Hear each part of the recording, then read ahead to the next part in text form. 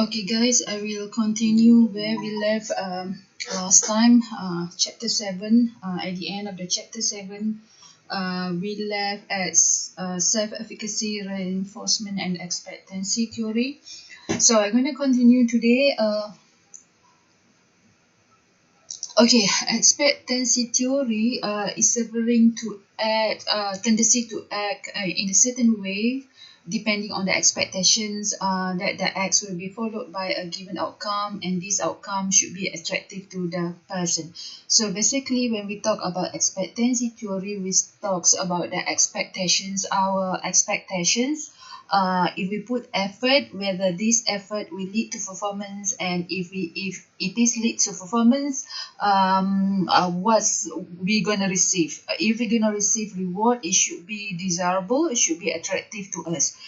If our expectation that the effort lead to performance, but the performance will not leads to the rewards that we are desired, or the reward that could fulfill our personal goal, then we are not motivated to put effort. So the efforts or the motivation to put effort depend on the rewards that we gonna receive. If the reward is attractive to fulfill our personal goal, then we are more motivated to put effort, or motivated to perform the acts. So expectancy theory consists of three relationships. First one is effort lead to performance. That means we expect that effort will lead to performance. And second one is performance lead to rewards, and rewards leads to achieving our personal goal. So we are more motivated to perform certain acts, such as put effort in order to achieve performance, if we believe by doing so would lead us to achieve the rewards that we desired. The reward that we desired is considered important because it could fulfill our personal goal. So basically, I explain in these slides that I just show. Employees or people are more motivated to put more or higher effort if they believe that their effort will lead to good performance, and this performance will lead to the reward. This reward that been set should be attractive to the persons or to the employees. What is meant by attractive reward is the reward that's desired by the employees, important for them to satisfy their personal goal, for example. So based on this slide, or you can see the diagram 7.6 in the textbook.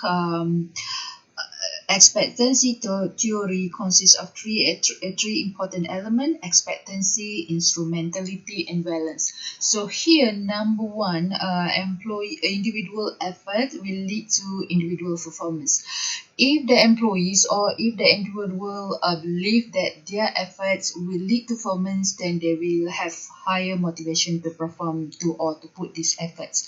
And it is important for expectancy theory in terms of increasing the motivations, or employee will be more motivated if they expect that their efforts will lead to performance, and this performance will lead to the rewards.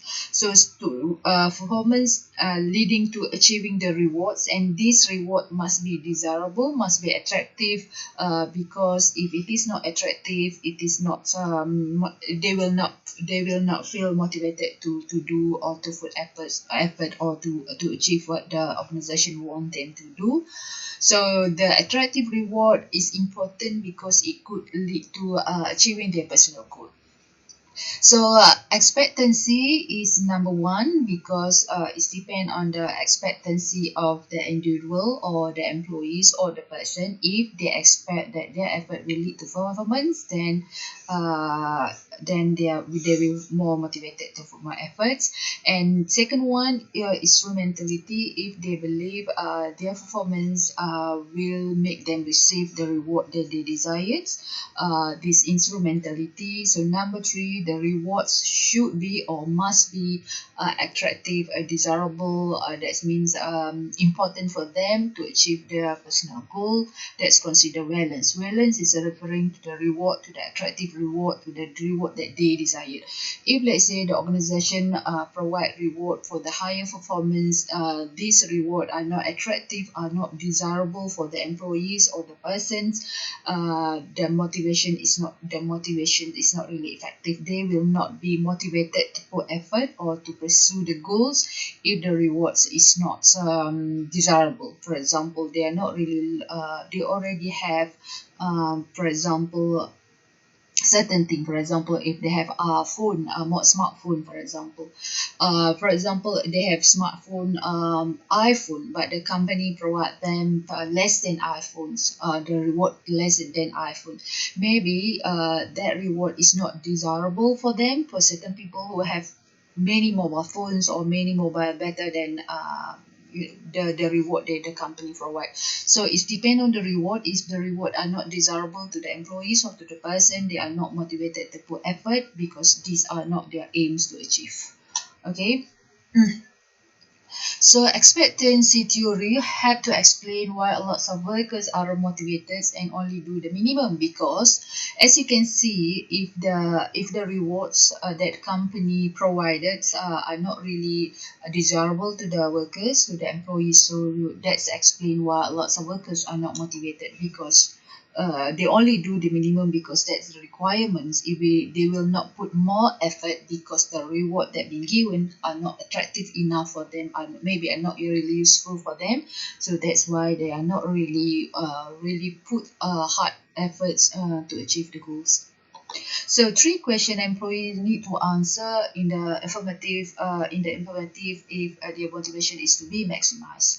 So it is important for the organizations to maximize, to increase employees' motivations. But in order to increase the employee motivation, they have to know whether the reward that the company provided are really attractive or not to the employees. So if they know that if the reward is attractive, then that's the motivations maybe will be increased, because the reward is attractive. The employees want to achieve the reward. So in order to achieve the reward, they have to put more efforts, and then these efforts, if they believe, will lead to performance, and performance will lead to reward, and these reward are attractive, so employees are more motivated to put more effort. Okay, we move to the second theory, equity theory. Basically, equity theory argue that individuals make comparisons of their job in terms of input and outputs relative to the others, and they will respond to any inequities. So basically, employees compare regarding their salary in terms of input that they provide with the outputs with the salary. So the effort they put, the performance they put, whether we receive the same salary or the same reward as other company or as other employees. So they compare input versus outcome. That means input performance versus reward. So they compare. If they found there are some inequity exists, that means they say it is inequity.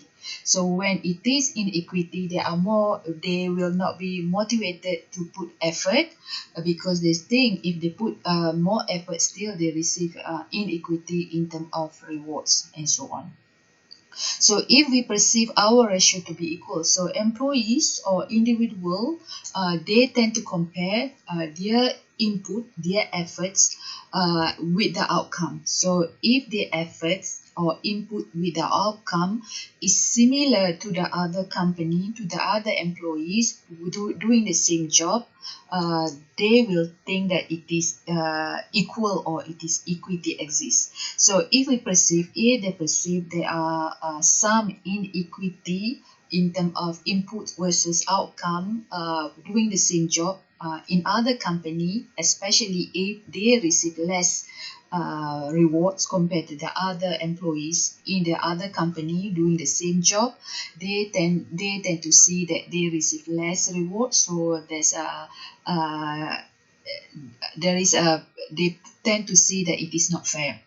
So when it is not fair, they tend to experience equity tensions. If it is fair, they will perceive the situation is fair. A state of equity is said to exist. But if when they compare input versus output, they found out their salary or their rewards that they receive based on the same inputs compared to the other employees, but they receive the same they receive different rewards for the same inputs doing the same job, then they tend to say it as unequal, so they will experience equity tension. So basically, I put in these diagrams the same employees, different employees doing the same job in the same situations, company, different company. They supposed to receive the same reward because they're doing the same job exactly, or more or less the same job, basically same situation. For example, a doctor in government hospital, the same job, the same situations, but different company. For example, company hospital, government hospital in Penang, government hospital in KL. So different company, if they receive their rewards are different, they tend to say it is unequal. So they will experience equity tensions. If they compare the same salary, the same job, receive the same salary, same situations, even different company, they tend to experience equity because they think it is a fair reward that been given to them and also to others employees doing the same job. So equity theory, we can see how they calculate or how they consider equity or not based on the reward. So here OIA is represent employees in terms of outcome, employees outcome or employee rewards. O above IB represent relevance others, that means others than the employees. So let's see, is the reward of the employees is less than rewards of others doing the same job. That means the employees, the person receive the less rewards doing the same job. They tend to say their perception is inequity exists. They were under rewarded. That means they receive less rewards. If employees' reward is the same as the reward of employees in other company doing the same job, they tend to perceive equity exists. And if employee reward is higher than the reward of employees in other company, they tend to say inequity exists, but they were over rewarded. So over rewarded is receive more positive perception than under rewarded. So when the perceived inequity happens, especially if they are under rewarded, they tend to change the inputs. They will put less effort. That's mean because they are under rewarded. But if they are over rewarded, that's mean if they receive higher salary doing the same job compared to the other employees in other company, they will put more effort to justify why they receive more rewards. That's what they do to justify the over rewarded that they receive. They will put more efforts. So, or if they may change the outcome, maybe for those who are receive less rewards, they will put higher quantity but lower quality. They just to justify, but still they think it is unfair because they receive less reward compared to other employees in different company who receive higher reward than them. So they want to justify so that it won't be obvious that they'll put less effort. They may show a higher quantity but lower quality. So what we want is higher quality.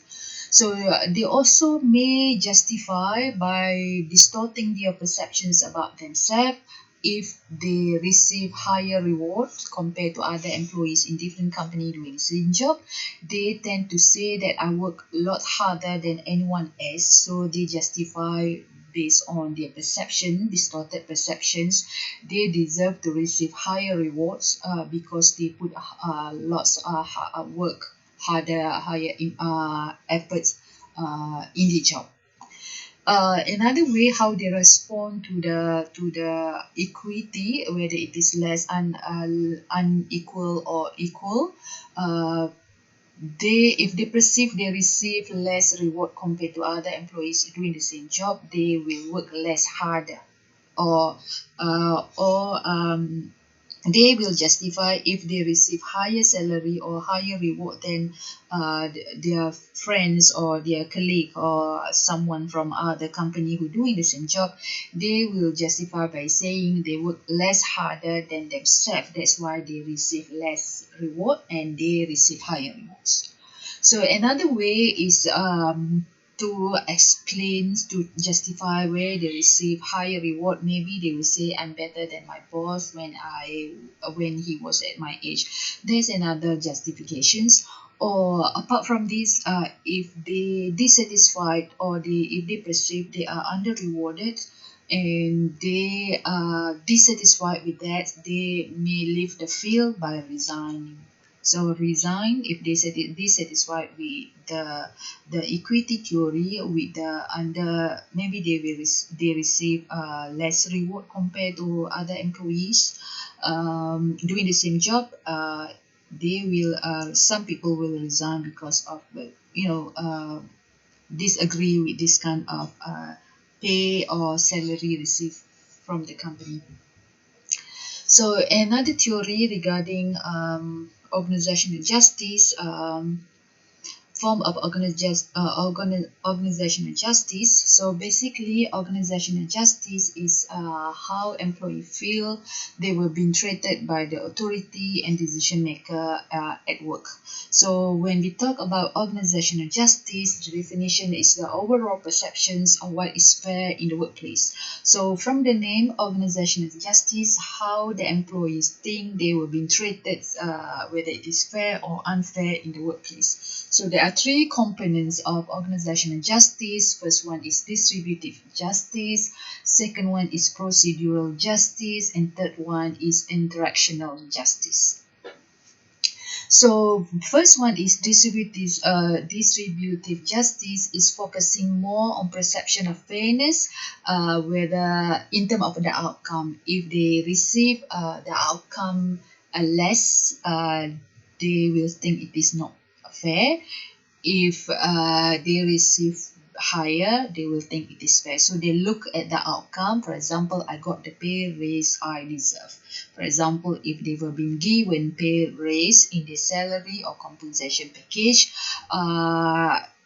they will look at whether it is fair or not. If they receive pay raise, of course they tend to say I deserve to receive pay raise. That's focusing more on the outcome, not on the process or the interrelationship. So they're focusing more, when we talk about distributive justice, they are focusing more on the outcome. That's mean on the whether they receive salary, compensation, bonuses, but they are focusing on justice related to the outcome they receive. Procedural justice is focusing more on the process, is not on the outcome. Perceived fairness of process used to determine the outcome. So distributive justice is focusing on the outcome, on the end result, whether they receive raise, pay, salary, and so on. So procedural justice are focusing more on the process. As you can see in the round shape that I show, distributive justice is focusing on outcome, procedural justice focusing more on the process. So if they think the process to reach the outcome is fair, that's considered under procedural justice. So whether the process to reach the outcome, if it is not fair, the process is not fair, then they consider it's lack of procedural justice. If it is fair, then they consider it fall under procedural justice. So the third type of organizational justice is interactional justice. This one focusing more on the interactions. Interaction mean interpersonal treatments. So they perceive especially how the organizations or how the employees or the colleague treats them in term of the outcome or the process, but they are focusing on interpersonal treatment, the way the company treat them in term of relationship or in term of whether it is fair or not. So for example, when telling me about my race, whether my supervisor was very nice and complimentary. Sometimes if they didn't receive any raise, if their salary been cut off, if the organizations or manager supervisor know how to talk to the employee nicely using psychological approach, complimentary ways, so it will the employee still consider it is fair or justice. So justice is not just based on how the salary is being distributed, but it's also the process and the way the employees approach, I mean the supervisor, the top management approach the employees in terms of telling them about whether things in their favor or against their favor. So as you can see, organizational justice, distributive concerns on the outcome, that means the salary. Procedural justice concerns more on the process, process that leads to the outcome or salary. And interactions justice focusing more on how the employee treats how the managers or top management treats the employees in terms of interpersonal treatments.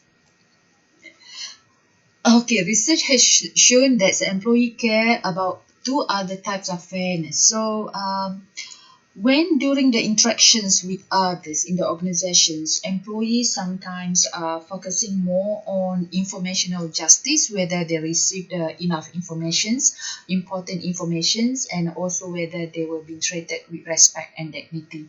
Sometimes employees do not like to receive information that was hide from them. They prefer to receive transparent informations. Any explanations or decision by the top management should be conveyed to the employees, whether it is good or bad. They do not like to receive informations that are not really very informative. Sometimes the organization try to hide information, especially if it is quite controversial. So employees believe that they also have a right to receive information that's important, especially regarding organizational matters that should be given to all employees, not just the top management. Second one is in terms of interpersonal justice. Employee believe they should be treated with dignity and respect. So it is important for the organizations to treat employees with respect and dignity. So even though they do some problems, for example, disciplinary problems, tardiness, absenteeism, employees will believe in the organizations in terms of believe the organization still treating them justly if they were being treated with dignity and respect. So another justice outcome that's mentioned in the textbook is it's not really theory, but actually all the justice that been mentioned in the textbook, from distributive justice, procedural justice, interactional justice, informational justice, interpersonal justice, all these types of justice are actually important as is linked to the higher level of task performance and citizenship. So basically all this justice that can be found in the organizations are important to increase task performance and citizenship behavior of the employees. And reaction to the justice. Let's say third party, if they observe whether the employee is being treated, or whether how salary is being given, whether it is fair equally to the other employees. The third party, if they observe that justice is being fairly done in the organization, they will have high impressions about the company. If they, as a third party or other than the employees from the company, if they know, when they observe the company, if they know the company fulfill all this justice, informational justice, interpersonal justice, distributive justice, procedural justice, interactional justice, they will have high impressions about the company. So third party are very important because their reactions can be substantial. Maybe if they want to deal with a company, they will look how this company have a history, how they treat their employees in terms of giving salaries, in terms of process, in terms of interactions with their employees, and in terms of providing informations and so on, whether it is justice or not. So if the company that have good reputations in terms of justice, normally third party, whether suppliers, whether distributors, whether employees from other company, they will have high impressions or high reactions in terms of their impression about the company. So third, the company, if they practice all this justice, actually can give good reputation to others, because others will think highly about the company that practice all this justice. Okay, some organization, they promote justice just to get subordinate compliance, just to get compliance from subordinates. So they adopt strong justice guideline just as to mandate certain managerial behavior. Sometimes in the organizations, they promote justice among the employees, among the managers, just to receive compliance from the subordinate, because if the subordinate perceive that the organizations practice justice, subordinate or employees will comply to whatever the company asking them to do, because they believe it is fair. So is however, this is one way to mandate the power, or or on how to comply, to make sure that the subordinate or employees comply with the managers and so on. So it's actually it's not likely to be universally effective, even though they used to promote justice just to get compliance from the subordinates. This, however, is not universally effective, especially regarding managerial behavior to affect employees or subordinates behavior or efforts. Culture and justice, is depend on the culture. Certain culture, input and output, or input and outcome are valued differently in various culture. Certain culture, they compare the input and outputs, whether it is fair across, I mean, in doing the similar work, whether the input and output are the same if they're doing the similar work but different company.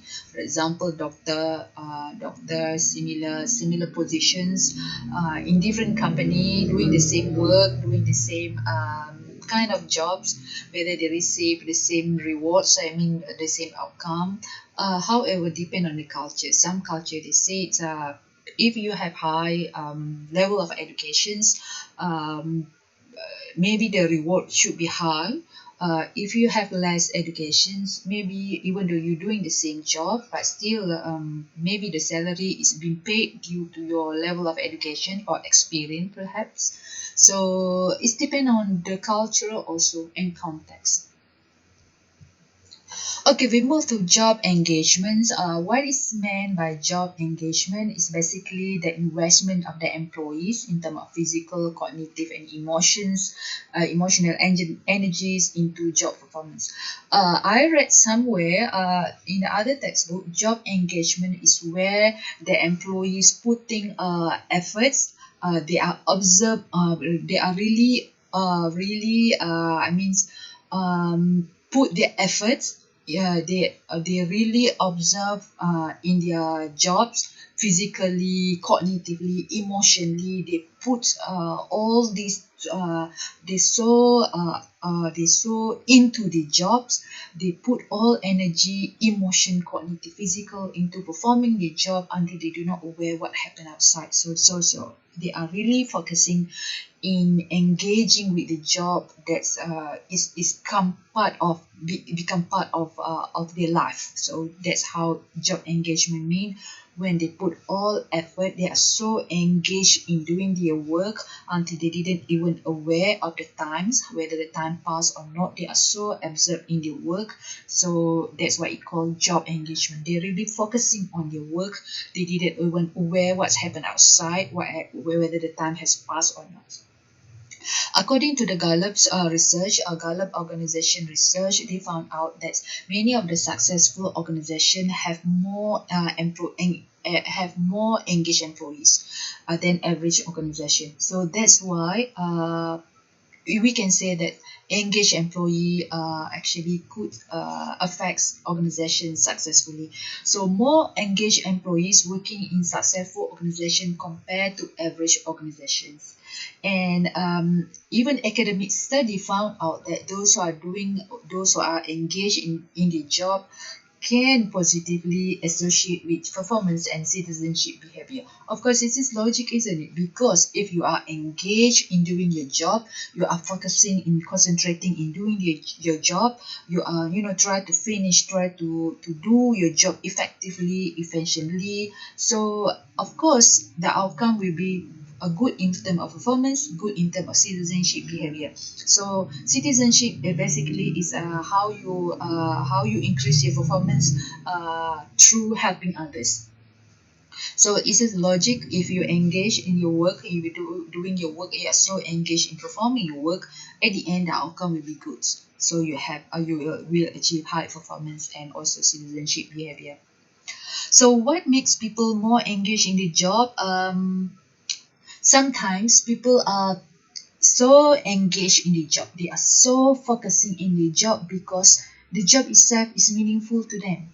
So if you love your job so much, if the job is so meaningful to you, you will put your effort, you will engage in doing your work, you will focusing more in performing your work.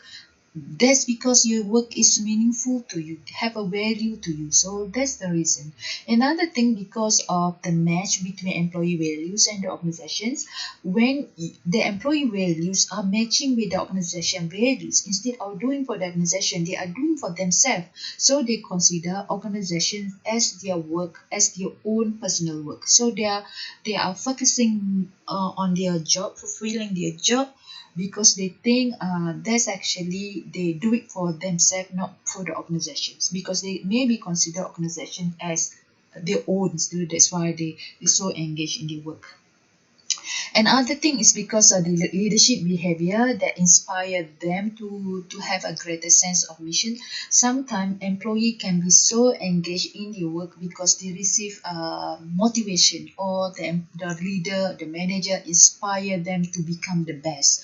So they provide the role model, they have a good leadership where they inspire employees to achieve to move toward achieving the goal. So inspiration from the managers or from leaderships or from leaders can actually make employees or followers to become the best, to become what they are capable of achieving. So people talks about good thing about job engagement. So the question is, highly engaged employees getting too much of good thing? So it is, the question is whether those who are doing job engagement, those who are engaged in their job, have only positive outcome. So construct there is some dark side of job engagements, even though as been mentioned in the textbook. If you read the textbook, you will see that there are lots of good outcome of job engagement. There are lots of positive outcome of job engagement, but there are also the dark side of job engagement. The first things that normally come across when we talk about the dark side of the job engagement is in terms of work family conflicts. Because if we are too engaged in our work until we didn't aware about the time, whether it has passed or not, or whether what happened outside we didn't aware because we are too engaged in performing our work, we may not realize about the family needs. So we just focusing more on the work until we forget about our family. So we cannot. So those employee who are highly in job engagements or doing highly engaged in performing their job, they will experience work family conflict, where sometimes they spend too much time at work instead of balance time also with the family. So those who are good at job engagement will tend to experience work conflicts. I mean work family or work life conflict. That's the dark sides of job engagements. Okay, that's it. Finish chapter 7.